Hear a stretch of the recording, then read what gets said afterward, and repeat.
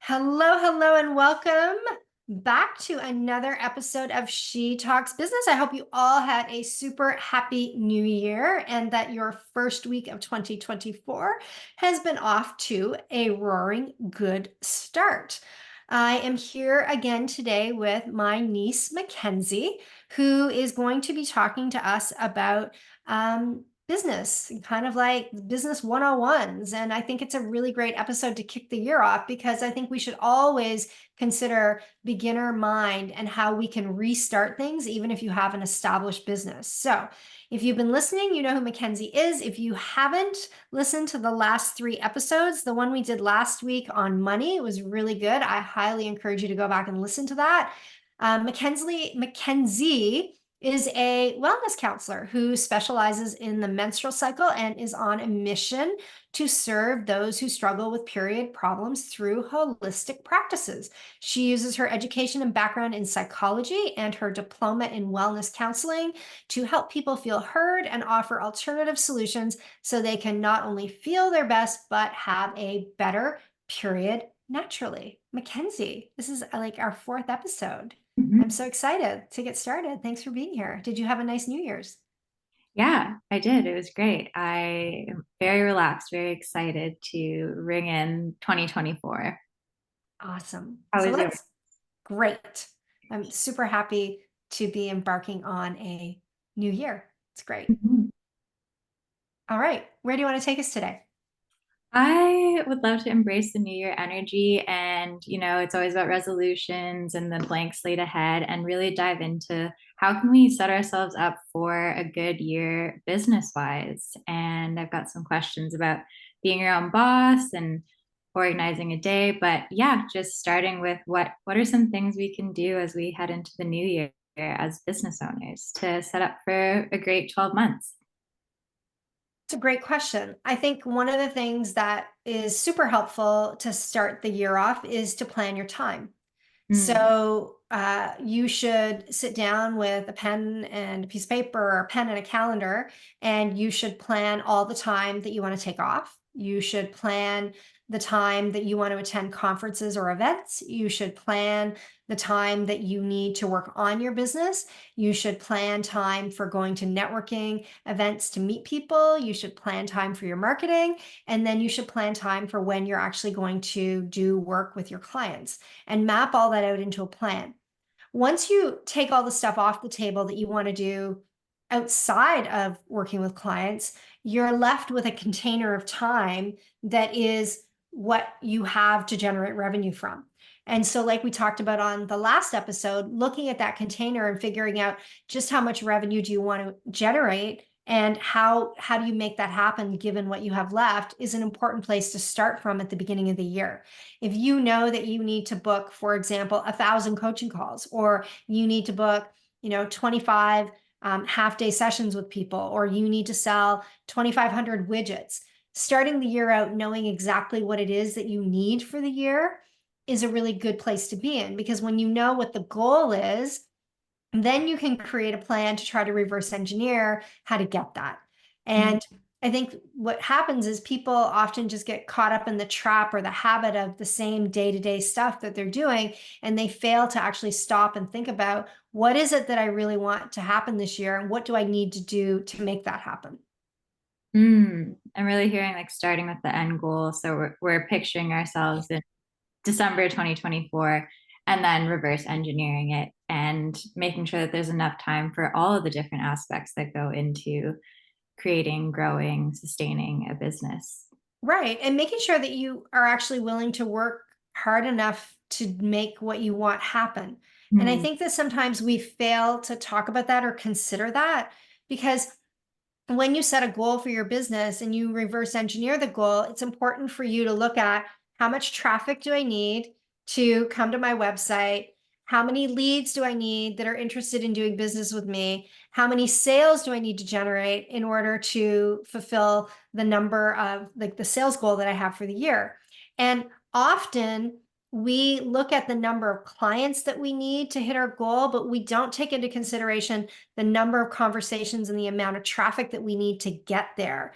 Mm. And often the work that needs to be done to generate that traffic and generate those conversations is more labor intensive than people anticipate. And then they get stuck, at the end of the first quarter of the year, and the itty bitty shitty committee moves in and they think that they're a bad business owner because they haven't reached their goal yet. But it's not because they haven't reached their goal. It's because they haven't done the work that they needed to do to ramp up to reach the goal. So I think it's important to look at all those things so that you can decide, is the goal, am I willing to do the work that I think I need to do to reach the goal, or should my goal be lower? Or is there a different way to do the work to reach the goal? But it's pretty predictable. In most businesses, it's pretty predictable. Like, I can tell you how many calls I need to book strategy sessions, and how many strategy sessions convert into, retainer clients, and how long an average retainer client stays with me. Like, I could forecast it out very easily in order to, determine what I need to do to make that happen. Mhm. Most people don't spend the time kind of drilling down on the numbers to consider those things. Yeah, as you're talking, I was going to say, I don't know any of those things, and it's inspiring me to sit down with my calendar and think of the year. And would you recommend setting quarterly goals as well to help keep you on track? Like, what does that look like? A year can be really daunting. I think when you set it for the year and then you take your year and you divide it by 12, you have a monthly goal. I think Mm. it's important every single month for you to look back and say, how did I do last month? And what could I do differently this month to improve my score the next month? So, you might not hit your year, but maybe your goal. So let's use the $100,000 number that we talked about Mm. on our last call. In order to generate $100,000 a year, you need to generate, I think it's $8,333 per month. So maybe month one, you generated $2,500, but maybe month two, you generated 3,500. Well, that's a big lift. Maybe month three, you generated 4,000. Maybe month four, you generated 3,500 again. But maybe Mm. month five, you got to 5,000. Like, actually looking at the progress you're making towards the monthly average that you need, Right. instead of looking at each month as, oh, I failed, I didn't hit the 8,300. Okay, I hit 2,500 and then I grew to 3,500. Okay, if I can grow by $1,000 a month, I'll hit 8,500 by this period of time, which means I'll have 100,000 in sales by this period of time. Like, look at the progress you're making on a monthly basis and pay attention to not just the sales, but how many conversations, how many inbound leads did I have? How many people are on my mailing list? How many people actually open my emails? How many people are interacting with me on social media? How much content am I putting out on social media?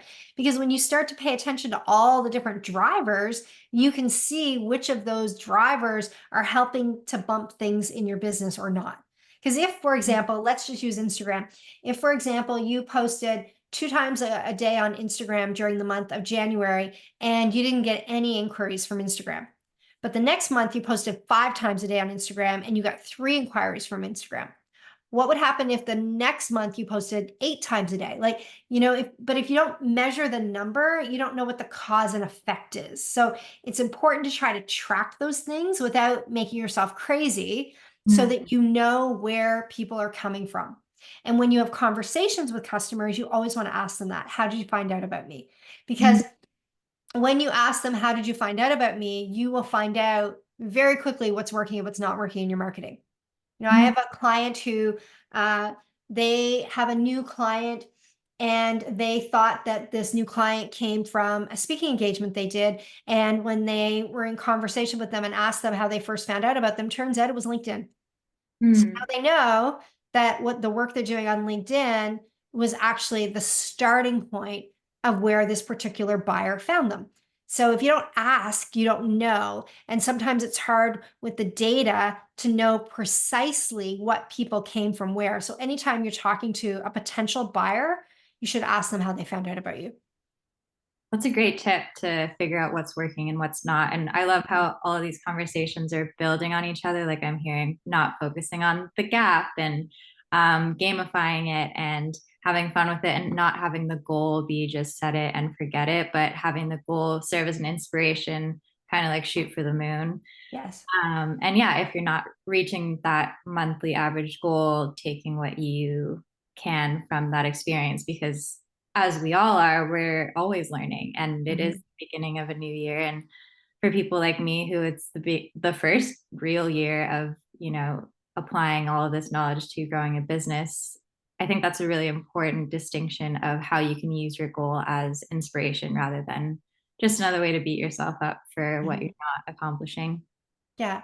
And your sales will cycle, meaning you're not going to grow sales every single month. You might grow sales 3 months, 4 months, 5 months, 6 months in a row, and then you might take a big dip. Like that's normal in business. Mhm. So you've got to be looking at trends, not just in isolation, but you want to look at the progress that you're making as you go along. Okay, that makes sense. Don't beat yourself up because you had one bad month. Don't give up because you had one bad month. Try to figure out, okay, why did I have a bad month and what can I do differently? And Mhm. then don't forget that sometimes it takes 6 to 12 months before somebody will actually do business with you. I have a new client, a new advisory client that's working with me this year, and they were introduced to me in 2020 or 2019 at the last live event that I did. It's Wow. been 5 years. Now they're working with me. Mhm. So really having faith in just what I'm hearing is having faith in the work you're doing today, as whether it's an immediate sale or immediate connection or not, you never know where that work is going to lead you. Exactly. No is not no, it's not now. Hmm, just not now.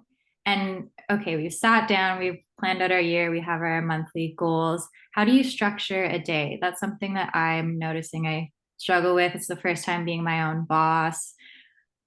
It's the dream I've always had. And then now I wake up and I'm like, oh, I can decide to do whatever I want. But it seems like my plate, no, no, you can't No, you do don't wake up whatever and you want. decide. No, no, no, no, no. You do not wake up and decide. That is not how it works. Tell You me. decide ahead of time.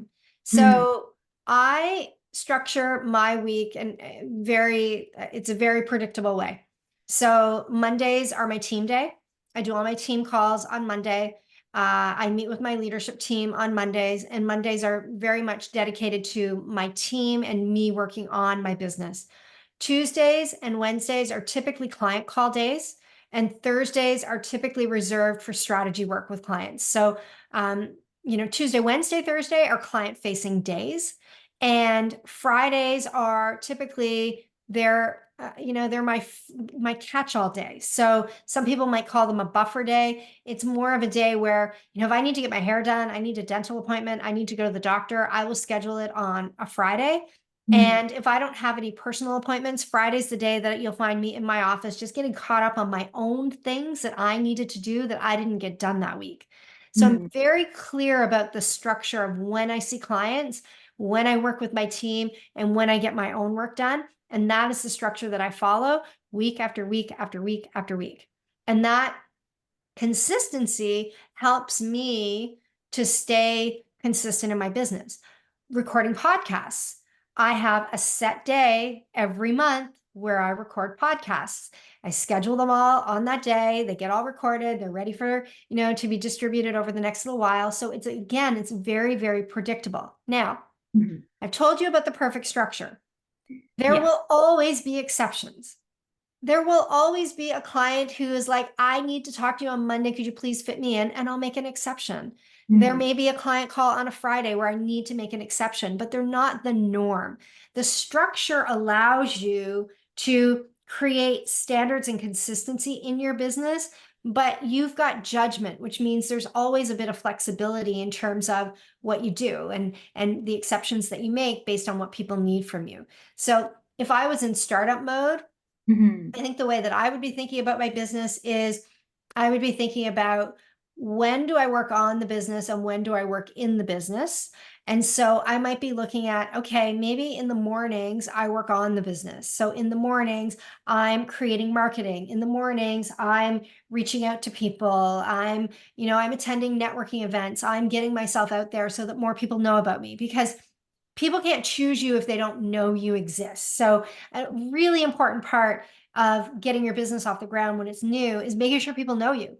People making sure that people know what you do, getting your content out there, being visible in person and online. So you want to dedicate a lot of time to that marketing. Maybe you dedicate your afternoons to client calls. And if you don't have any client calls yet, then dedicate that time to more marketing.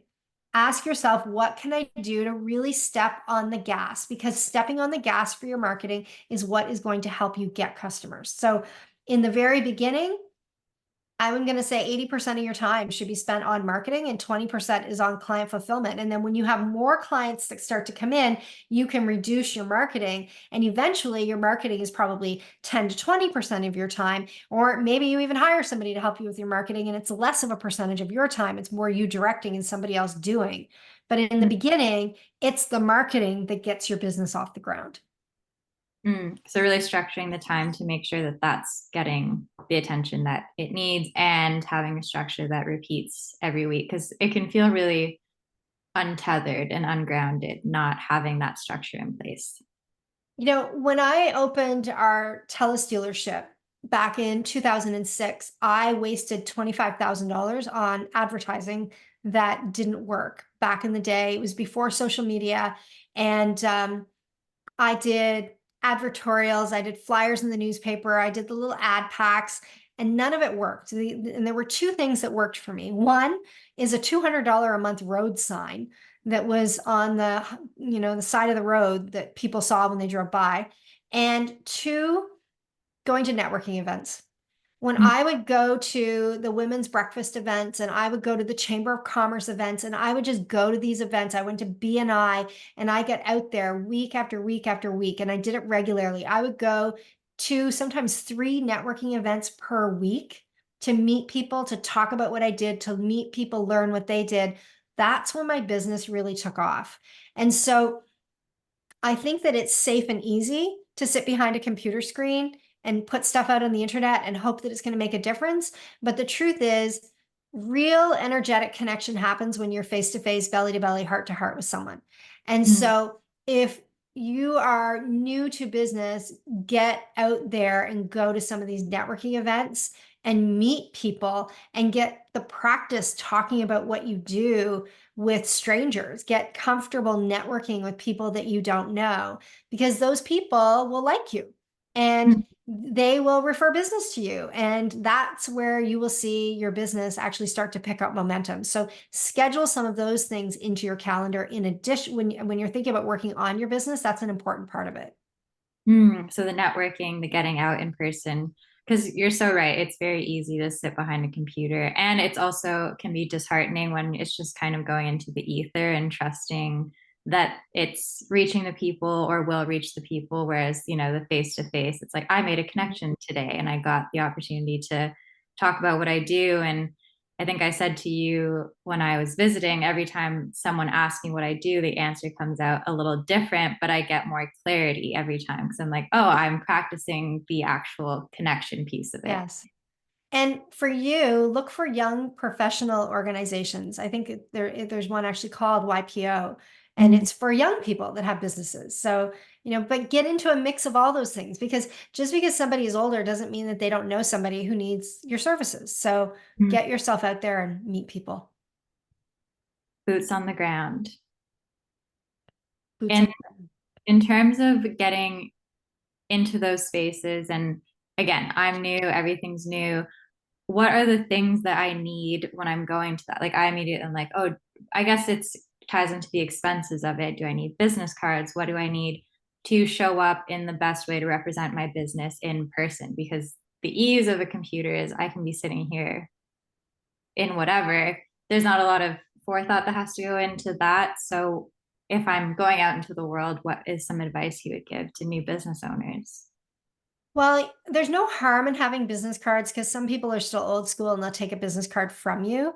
Mhm. A lot of people today, though, they just, they've got like a QR code on their phone to connect with each other on LinkedIn. And Mhm. so they use their phone to connect on a professional network like LinkedIn, which I'm kind of a fan of because then you're building your network online at the same time. So no harm in business cards. You can buy pretty cheap and dirty business cards from Vistaprint. And the only other expense you're going to need is really the money to go to these networking sessions, whatever the fee is. I don't know what they are today because I haven't gone in a long time, but they're typically not that expensive to attend. Mhm. Um, At some point, you may want to have like some of these events have like tables where you can put a little flyer or something out that talks about what you do. But I don't think it's a necessity to go to the events with that. To me, there's a lot of people that show up with a lot of stuff because they're trying to sell. And when I go to a networking event, I'm trying to network. I'm trying to build relationships with people. And I know that the sales will follow. I'm not going into them trying to sell stuff. So you have a website, you've got a social footprint, you've got a newsletter, you're creating content, you've got all the digital assets. You can refer people to the digital assets. And if for some reason there's some type of an expo or something going on and you need to bring something printed, you can do that. But I don't think it's a necessity out of the gate. Hmm. These conversations are so helpful for many ways, but one is just really bringing it back to what I'm hearing is like I and everyone listening already has what they need to get started. And it's their expertise and it's the connection and the ability to make connections. And I just think that that's something that more people need to hear when starting a business. Yeah. You know, what you really need is the ability to articulate what you do. Hmm. So when somebody says to you, "What do you do?" that you can actually explain it. And when they say, "Oh, well, how does that work?" "Oh, well, I have different programs and I do blah blah blah." Like you need to get comfortable talking about your business. And Mhm. going to these networking events will create opportunities for you to explain what you do to people that don't know, and vice versa. You're going to hear different models that other people have for their business too. But that practice of talking about what you do is so important. Mhm. It sounds like we could all be working on our businesses 24/7. Is that something that you did in the beginning? And how do you prevent, like, how do you have boundaries around the time that you spend on your business and prevent burnout? Because I think even in entrepreneurship, especially in entrepreneurship, we always you think that you're doing what you love, so you'll never feel that burnout, but it's almost, I think, easier because you're so committed and it's part of who you are, and it's harder to leave it at there's no office to leave it at, I guess. When I started Mackenzie, I was so excited and so fired up to learn and do things that I was focusing on my business all the time. I was reading books about business. I was on Twitter. I was on Facebook. I was going to networking events like morning, noon, and night Mm. because I was so passionate about it that I really needed to do that. And then when my business started to get busier, that's when I needed to put the boundaries in place. It wasn't in the beginning Mm. when I was trying to grow the business. It was once I had a lot of customers, I needed to start saying, okay, I need to stop responding to emails after 6 o'clock because people are just going to respond to me and then I'm going to be working all night. So now if I want to get caught up on emails in the evening, I schedule them for the next morning. I Mm. need to stop responding to text messages right away because then that just feeds up back and forth, back and forth, back and forth. Like I had to learn the things that I needed to put in place so that I could have a life after my business day. But in the beginning, when I was hungry to grow the business, I Mm. worked a lot because I was passionate about it. I was researching, even when I had my full-time job at TELUS and I had my gift basket business, the organic basket company on the side, I was constantly researching online, different products and different ways to market the business and different ways, companies that might want to buy from me. Like it was just almost like an obsession, right? Like just so excited about the possibility of what I could create that I wanted to be in it all the time. Mhm. And in the beginning, did you have a period of not a lot of action happening? Like, I think what I'm referring to is for me personally, and even some friends that I have that are starting their own businesses, is there's like all the action and the passion, and then it's kind of not radio silence, but there's that, like you said in one of our other podcasts, it takes 6 months before you start hearing maybe some leads through Instagram, social media. So that kind of like magic dark period of sustaining the passion without the clients coming in. Did you have an experience like that, or yeah, what would you say to that? Yeah, for sure. And I just kept going because I believed in myself and I believed in what I was doing. I remember going to, it's called Women's Business Connections. And I had just started the business that I have today. I still own the wireless store, but I had just started this business. And I remember going in. with a little flyer because it was like one of those weeks where you put flyers on the table. And somebody asked me, "Oh, you're going to build like a local consulting business." And I said, "No, I'm going to build an international business." And I felt like I was going to throw up in my mouth when I said it because I thought, who are you? Like, you don't even really have customers yet. And you're talking about building an international business. And within a month, I had a client in the United States. And Mm, within a month after that, I had a client in South Africa. And do you know where those clients came from? Referrals. They mm, came from networking. They came from meeting people who got to know me, liked me, and referred people to me. And mhm. so I, I felt like an imposter at the time because here I am, there's a little old me, and I'm like, I'm going to build this business. And I remember sitting in Nova Scotia and saying to Paul, "Now I'm going to build a business that does $250,000 a year and I can work from anywhere." And Paul's like looking at me like, "Okay, well, could you start paying yourself at the store?" Because the store was still brand new. And here I am off on another business, right? Yeah. But it all worked out. And I think it's that passion and that belief. I think if you don't believe that you can do it, the first sale is to you. Mm, The first sale is absolutely to you. If you don't believe you can build something and you're not passionate and excited about building it, you don't want to do the work to build it, then you should probably get a job because mm, it doesn't just happen by accident, it happens by design. mhm, There's nothing easy about building a business. There's nothing easy about building a business. And trust me, once you've built it, there's nothing easy about sustaining it and maintaining it. Owning a business is hard work. It's mhm, hard. It's hard work when you have employees because you have a responsibility to them. It's hard work when you have customers because you have a responsibility to them. You will work harder in your own business than you will ever work for somebody else because it's yours. mhm, So if you're not passionate about doing it and making it happen, then maybe you don't really want it. And that's okay. Not everybody is built to be an entrepreneur, but I think it's like you have to begin with that end in mind. You have to really be all in on, I'm going to build this thing and it might take me a couple of years to get there, but I'm going to do it and I'm going to just work as hard as I can. That does not mean that you don't have off days. It does mm, not mean that you don't have a day where you feel discouraged. It does not mean that don't have a day where you're like, maybe I shouldn't do this. I have days in my business where I'm like, maybe I should just sell this baby, right? Those, but they're fleeting moments. They're not every single day. So I think sometimes we think that it's the Pinterest perfect version of running a business. It's not. There's mhm, all kinds of hard stuff that goes on. You're going to have unhappy customers. You're going to have unhappy employees. You're going to have days where you don't feel like dragging yourself out of bed, but you have to because you've got all these commitments that you made to other people.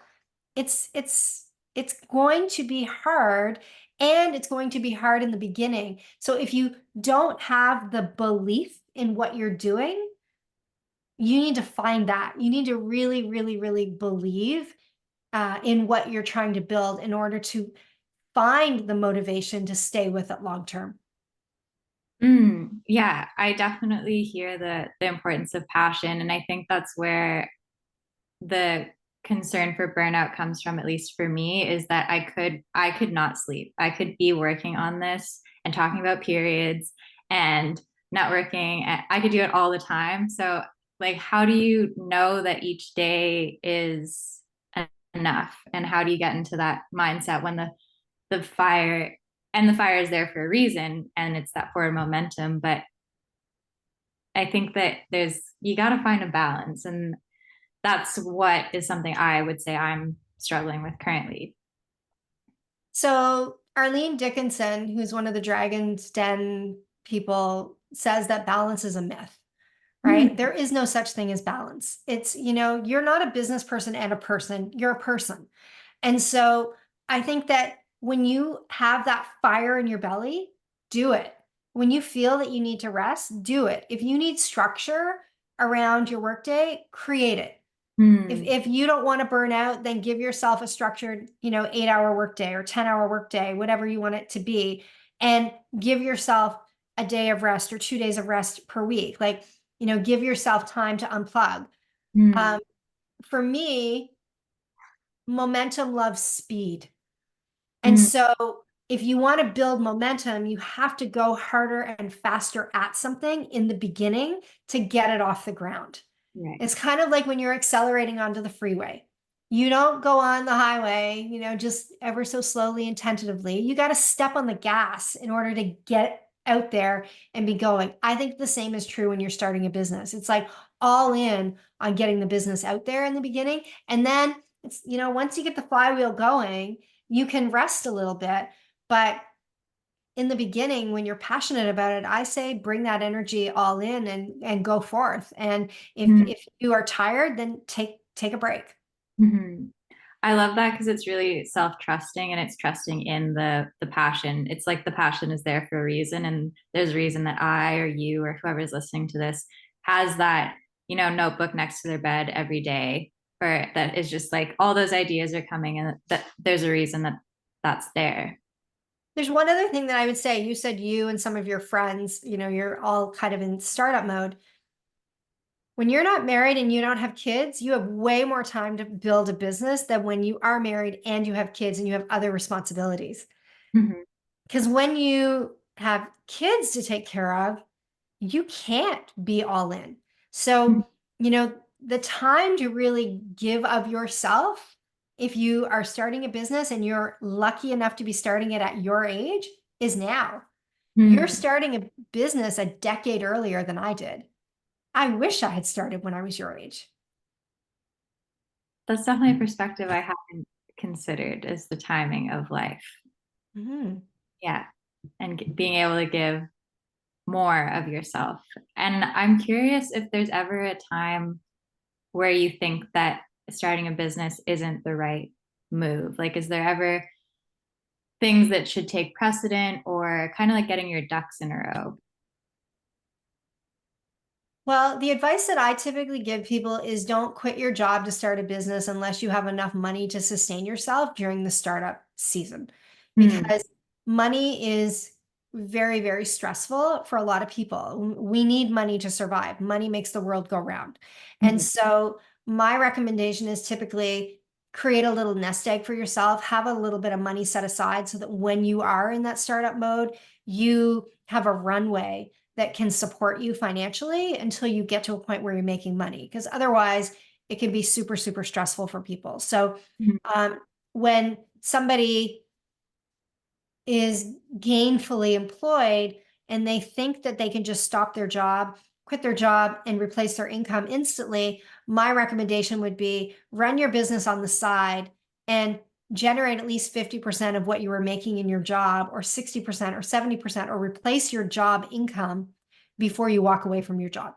mm, So, for me, when I left TELUS to open the wireless store, I had stock options, and I was able to cash out some of those stock options and put them in the bank and use them to pay myself for the first year that we were running the business, because I knew the first year was going to be really lean because we were in startup mode.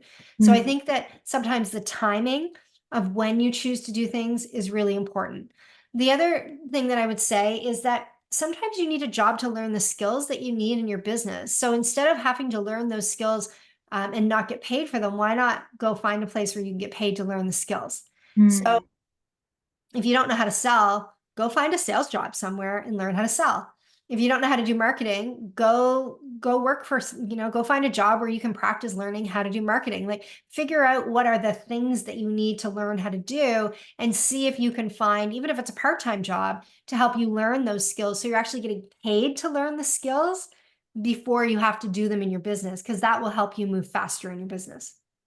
This really is. I'm just seeing all these things come together, of how once you decide to start a business and that passion, bringing it into, like, now a part-time job isn't just a part-time job, it's still feeding your dream of your business. And we talked about having cash flow to invest in your business, because it also needs that. Like, your business will generate money, but it also requires money put into it.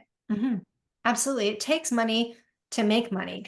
And if you're starting a business, you are going to have expenses. And you might not have a lot of expenses, but you're going to have expenses. You still have living expenses, life expenses. So you want to, for me, things like burnout come from stress. Mhm. And stress to me is created by lack of financial stability.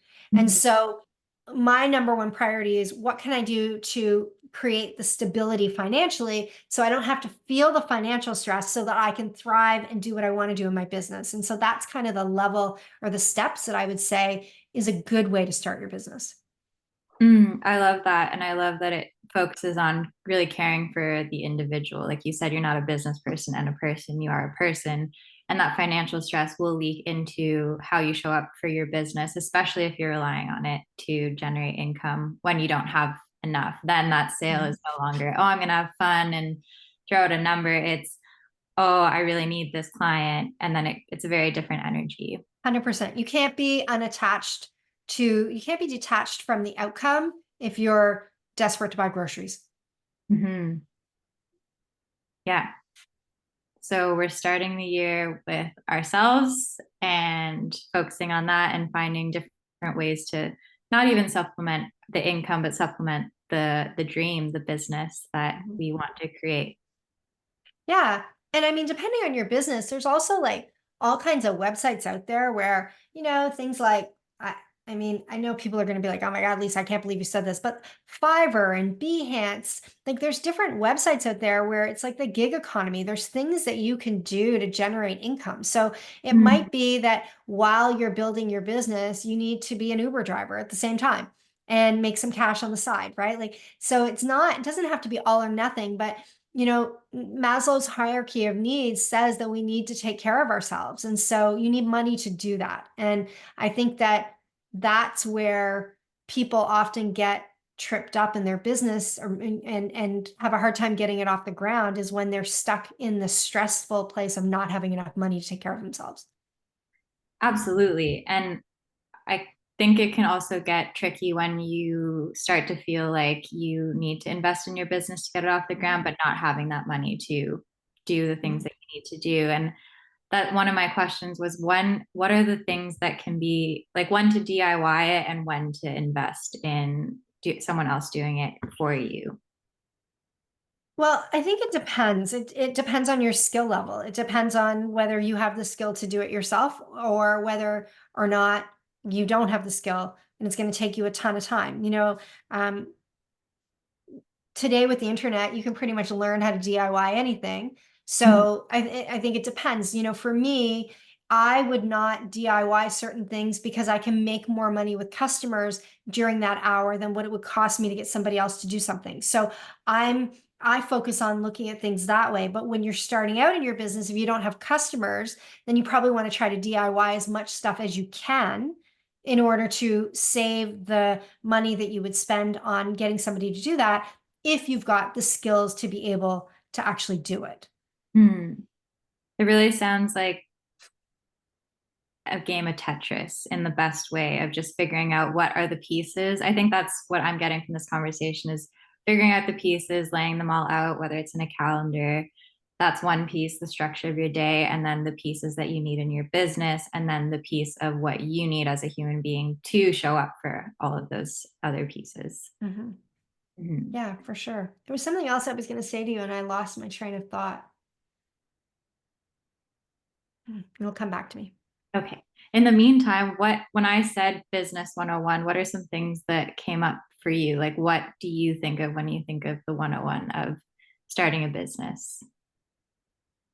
I think about things like making sure that my business structure is set up the right way, making sure that I know what my business model is. What is it that I'm selling? What is it that I'm offering to people? Making sure that I've got the right things in place to actually make money. Because if you don't have a merchant account, for example, or like how do people pay you, right? So, I just recently booked a photo shoot with somebody and she wanted me to send her money via Zelle. And I'm like, well, I don't have Zelle. And then she was like, well, can you, send it to me via PayPal? I'm like, I don't use PayPal for my business. And Mhm. so then it was like, oh, can you mail me a check? And I'm like, wow, she's making it really hard for me to do business with her. So I think sometimes you have to think about how your buyers like to buy and make sure that you've got the right things in place for them to pay you. And Mm, it's not hard to do that today. You can, again, it takes money, but you can pay for something like FreshBooks, which is an invoicing tool online, and they will build in a merchant account for you, so you can send but somebody an invoice and they can pay for it. So paying attention to things like that. mm, Making sure that you've got your bookkeeping in order. Like, what are you using for bookkeeping? Are you using QuickBooks? Like, getting all of that stuff in place. Those are some of the things that I think about when I think about business 101. And then, mm, of course, the marketing. Make sure you've got a good website. Make sure you've got good social media presence. Make sure you're responding to people on social media. I can't tell you how many times I've reached out to people because I wanted to do business with them on social media, and then I don't get a response. mm, Check your other messages regularly, just in case a legitimate lead is in there. The other thing that I want to say to you about investing in a business is, you know, the world has changed an awful lot in the last 20 years. mm, The barrier to entry to start a new business today is next to nothing in comparison to when I opened my dealership in 2006. Like, mm, investing in that retail store cost several $100,000. And today you can open a business pretty much on the cheap. Like, you can open a business, I'm going to say, for probably under $2,500 for the year. And what that means is there's a lot more people doing it. So there's more competition out there. mm. And because there's more competition and more people doing it, because the barrier to entry is so low, it means that the people who can stick with it and be consistent the longest are the people who will survive. And most people don't have good business habits. Most people will give up too soon, and therefore their businesses will never flourish. Even as you were talking about when I asked you like the business 101 and you were talking about it sounds like standard operating procedures, just having the systems really in place for it's kind of like building the store so that there's somewhere for people to come. Mhm. And that I think is a piece that can be missed for the more fun parts. Like I'm like, oh, I want to create on social media, but I have maybe skipped some steps. So I think that's really important to focus on building the systems needed for people to easily find the door or find the way to pay you. Yes, and Mhm. you can figure that stuff out when you have a customer. Right. So, I have a client that worked with me and they started with another business coach, and that other business coach was all focused on systems and processes and operations, and they weren't making any money. And Mm, so then they came to me and they're like, oh my God, my business is going to die because I'm not making any money. I'm losing money. And I'm like, all right, let's go find the low hanging fruit and let's make some money. And I right. help them turn their business around. A business, a business doesn't exist until you have a customer. It's not Mm, real until you have a customer. mhm, So your number one priority needs to be to get customers. So you have to do whatever it takes to get customers.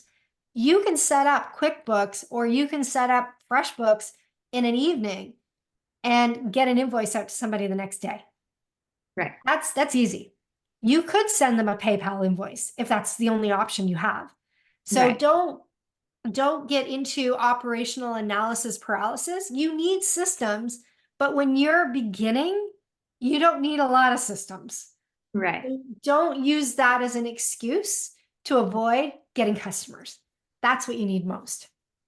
So that's you said the low hanging fruit, and immediately I want to be what is that? What are those things that people are missing that are like that you could go out today and get a client? Because I know I could, but I'm holding myself back, like you said, of don't use that as an excuse. So what are those low hanging fruit for new small business owners?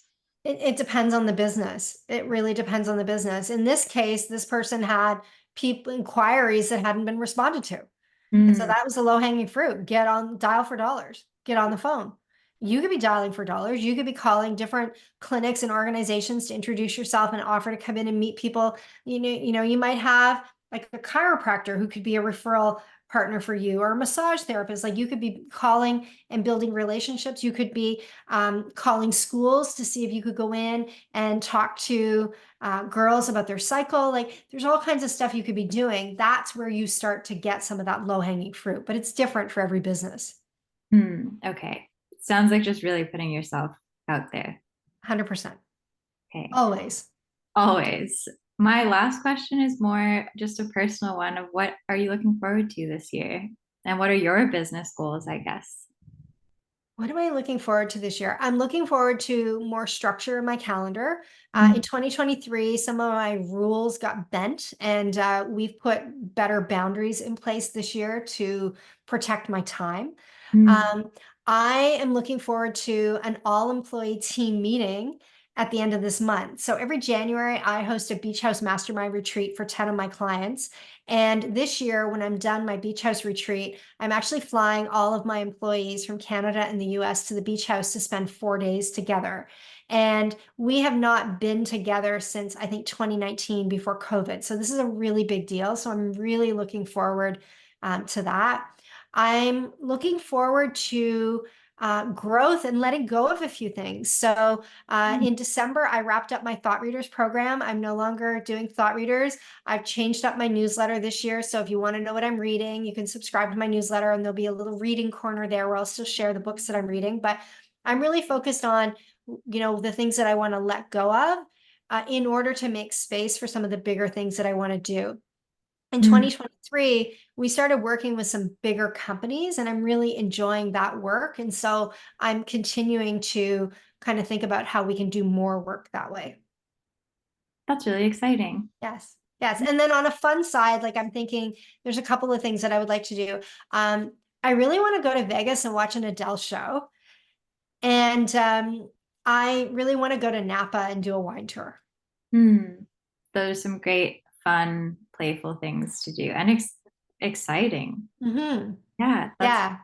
Yeah. I was online looking at Adele tickets the other night, and I was like, I want to go. Like, I love her music, and I think it would be just so much fun.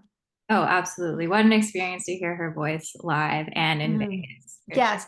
And I've never been to Vegas, so there you have it. There you go. 2024 is going to be a fun, fulfilling year, it sounds like. Yes. What about you? What are some of your goals for this year? Ooh, some of my goals, I would really love to have a lot of clients in my business. I'd love to do more speaking engagements in person. I've done some classes online, but in person in the community would be really exciting. And I want to train for a marathon, and I'd like to, my shoot for the moon goal is to qualify for the Boston Marathon. Cool. Yeah. So fingers That's crossed. awesome. Yeah. That's great. Are you doing lots of running? I've run once since I've been back in the cold, but I'm going to go after this podcast. You Yeah, are what you do, not what you say you want to do, right? exactly. Yes, exactly. Um, All right. Well, thank you everyone for, oops, we have dogs barking.